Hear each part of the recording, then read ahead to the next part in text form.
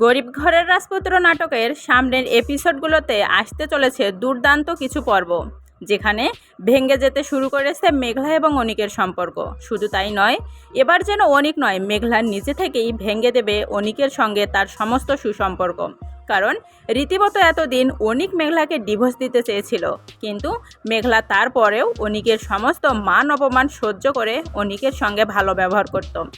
মেঘলা যেন তার সন্তানকে হারিয়ে হয়ে উঠেছে একজন হিংস্র মা। কিছুতেই যেন মেঘলা অনিকের মুখটা পর্যন্ত দেখতে চাচ্ছে না। এবার যেন আমরা সামনের এপিসোডগুলোতে দেখতে পাবো মেঘলা এবং অনিকের সম্পর্কে ফাটল। বরাবরের মতো অনিক বারবার ছুটে যাবে মেঘলার কাছে, কিন্তু মেঘলা যেন অনিকের মুখের দিক তাকালেই তার হারানো সন্তানের কথা মনে পড়ে যাবে। কারণ বারবার মেঘলা অনিককে এটা বোঝাতে চেয়েছিল তার গর্ভের সন্তানের আসল বাবা অনিক, কিন্তু অনিক যেন কিছুতেই মেঘলার কথাগুলো বিশ্বাস করেনি, যে কারণে অনিকের মানসিক টর্চার মেনে নিতে পারেনি মেঘলা। আজ মেঘলার সন্তান হারানোর এমন পরিস্থিতি তৈরি হয়েছে শুধুমাত্র অনিকের কারণে, যে কারণে মেঘলা কিছুতেই অনিককে সহ্য করতে পারছে না।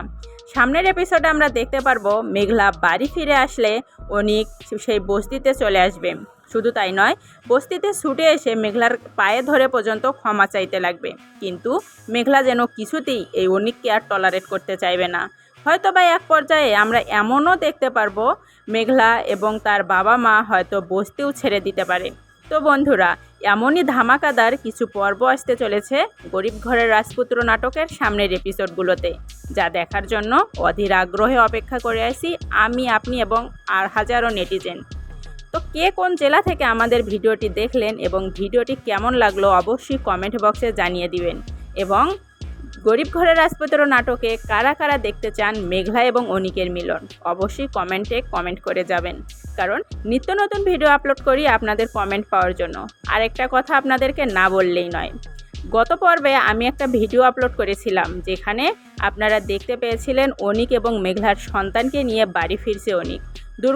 দুর্ভাগ্যবশত আমি এই ভিডিওটি ইউটিউবে একটা শর্ট ভিডিও থেকে দেখে ধারণা নিয়েই ভিডিওটি আপলোড করেছিলাম, কিন্তু আমি অনেক দুঃখের সঙ্গে জানাচ্ছি যে ভিডিওটি আপলোড করা আমার একেবারেই উচিত হয়নি। কারণ আমি বুঝতে পারি নাই যে ভিডিওতে আমি যেসব বলেছি বর্তমানে সেসবের সঙ্গে মিল নাই, যে কারণে আমি আপনাদের সবার কাছে হাত জোড় করে ক্ষমা চাইছি। এমন ভিডিওর জন্য আপনারা আমাকে ক্ষমা করে দিবেন।